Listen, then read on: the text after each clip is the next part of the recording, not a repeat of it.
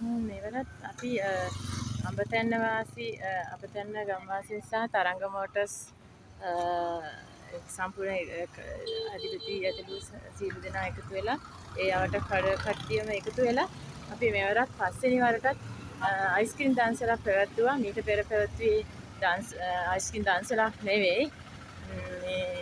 මීට පෙර පැවැත්වුවේ අපි පාන් සීන් සම්බර තේකෝපි මෙවර අපි අයිස්ක්‍රීම් දන්සල තමයි පවත්වන්නේ.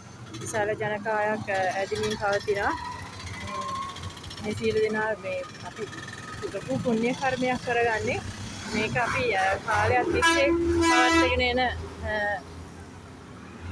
දන්සල සාර්ථක කරගන්න ලැබීම සම්බන්ධයෙන් සියලු දෙනාටම බොහොම පිං. මේක අපි ඉදිරියටම පවත්වාගෙන යනවා. හැමදාමත් මීට වඩා සාර්ථකව අපි මේ පවත්වාගෙන යන්න බලාපොරොත්තු වෙනවා.